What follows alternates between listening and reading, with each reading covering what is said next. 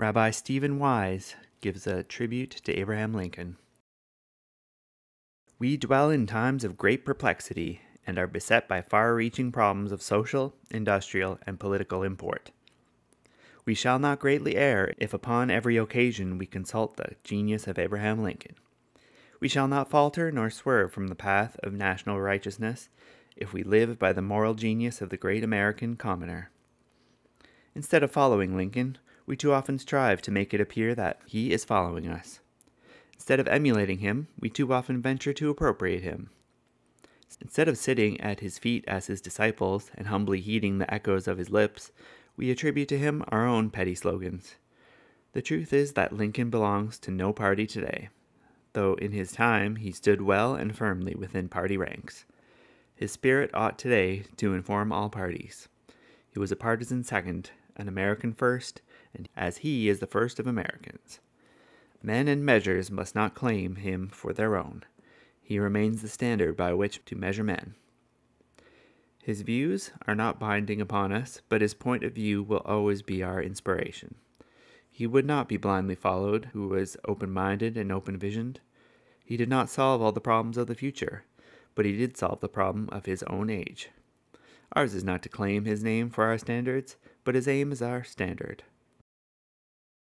Lincoln is become for us the test of human worth, and we honor men in the measure in which they approach the absolute standard of Abraham Lincoln.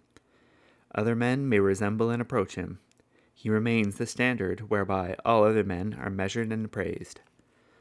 Such a standard has Lincoln become for us, save that we dare not hope that any American may serve his country better than did Lincoln.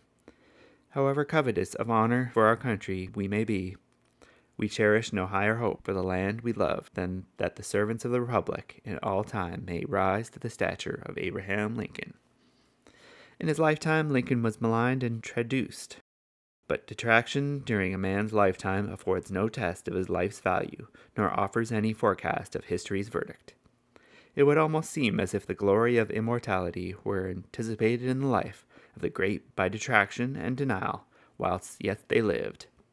When a Lincoln-like man arises, let us recognize and fitly honor him.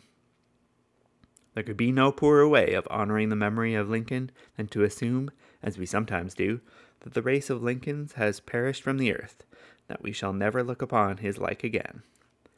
One way to ensure the passing of the Lincolns is to assume that another Lincoln can never more arise. Would we find Lincoln today, we must not seek him in the guise of a rail-splitter, nor as a wielder of the backwoods man's axe, but as a mighty smiter of wrong in high places and low. Not very long ago, I chanced upon a rarely beautiful custom of the city of Florence. It was the day of the martyrdom of a prophet sent by God.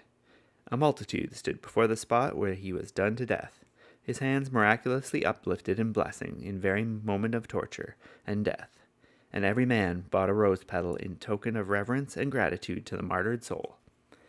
This day every American citizen, every American man and woman and child has in spirit brought a petal to the grave of Lincoln, who sleeps tonight beneath a wilderness of love tokens for men of all faith and tongues and races and backgrounds, who are become one and indivisible in their love and honor for the memory of Abraham Lincoln.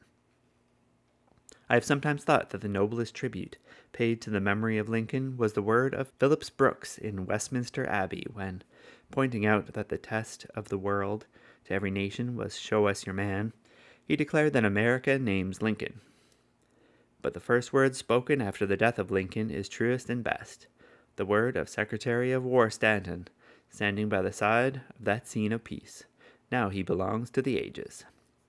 It was verdict and prophecy alike, for Lincoln is not America's, he is the world's. He belongs not to our age, but to the ages, and yet, though he belongs to all time and to all peoples, he is our own, for he was an American.